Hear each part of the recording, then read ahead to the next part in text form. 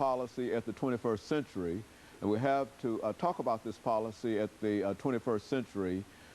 Professor McDonald in the Department of Political Science at Tennessee State University.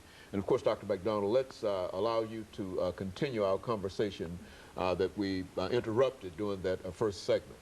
Okay. Well, Dr. Haney, I think it's important for your viewing audience to have a pretty basic understanding of what we mean when we use the term immigration policies, because it's a term that's being thrown around quite a bit, as you said, in some contemporary circles.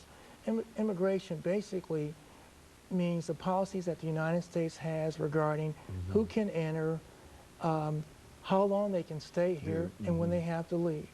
And in those contexts, we're talking about individuals that could fall into 6 different categories.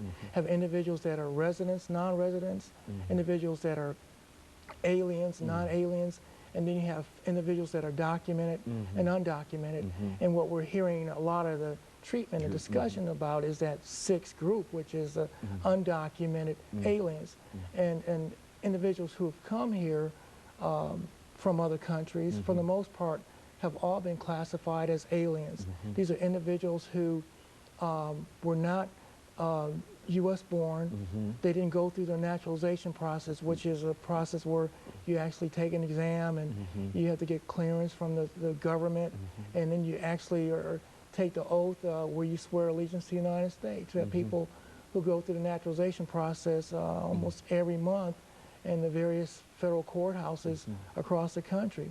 Individuals who basically give up their allegiance to their original country and then swear their allegiance to the United States. So the majority of individuals who fall under these immigration policies are in fact aliens.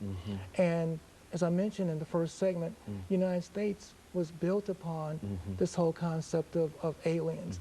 And as you mentioned, most of these individuals have what you would call dual citizenship, Polish Americans, Irish Americans, Italian Americans.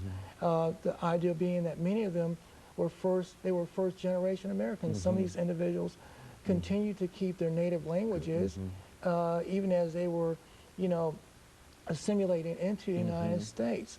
The immigration policies or immigration movement goes as far back as the 1600s. If you wanted to really isolate it, you could talk about the Mayflower, you could talk about Plymouth Rock, you could talk about the original founding fathers, so to speak, of this country. And the U.S. Constitution provides for the U.S. Congress to have complete power over immigration laws. So when it comes to enforcement over who's allowed to come in the country, how long they can stay here, and when they have to leave, Congress, for the most part, controls that through statutes. And over the past 200+ years, there have been many different groups from different countries who have come to the United States. The European theater, for example, individuals arrived here at Ellis Island by the thousands, by the millions, and a lot of those individuals set up what was really known as immigration slums in some of the eastern United States cities, northern cities. And a lot of these individuals were leaving their country because of economic conditions. You look at the Irish Americans who were fleeing because of starvation and because of the economic situation in Ireland. The same was true for other groups who were being oppressed. And they saw the opportunity to come to the United States, again, arriving at Ellis Island and seeing the Statue of Liberty, this whole idea that they could come here and make better lives for themselves. And we actually saw that develop too in terms of the history of the United States. As the pilgrims and the settlers moved west across the Mississippi, you begin to see different groups come into the United States. For example, if you look at southwestern states, Mexicans coming in droves, and then eventually you had Japanese Americans who really, for the most part, were responsible for helping to build the railroads, which really industrialized the West in the United States.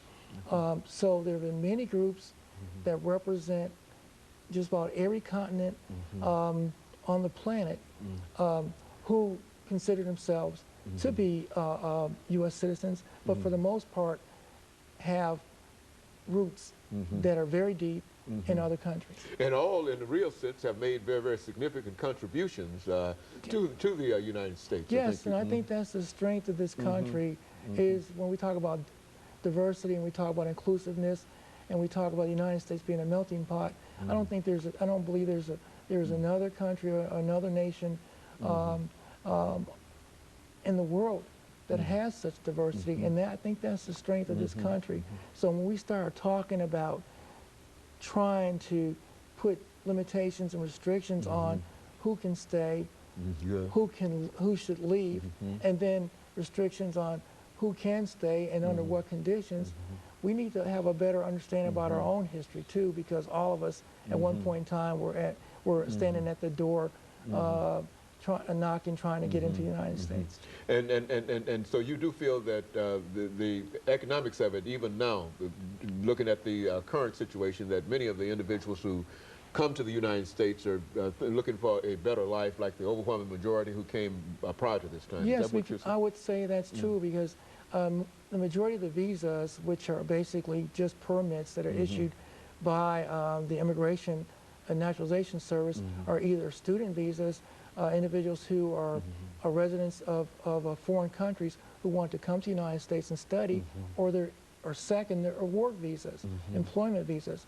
And so you're talking about either economic improvements or educational improvements, and as far as I'm concerned, they both kind of dovetail together. And ideal, if I can get a better education, or if I can find a better job, then maybe I can improve my quality of life.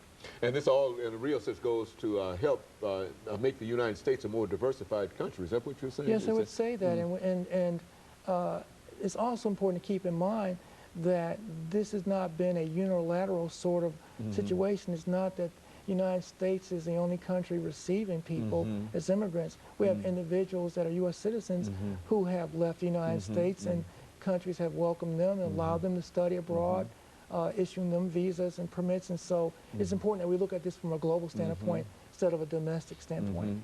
Very good. Of course, let's make preparations, Professor McDonald, for the second commercial break. But I think that the information that you're given is the information that we wanted to sort of highlight, this very, very fact of we are diverse primarily because we've had people from various continents in a real sense to come to the United States.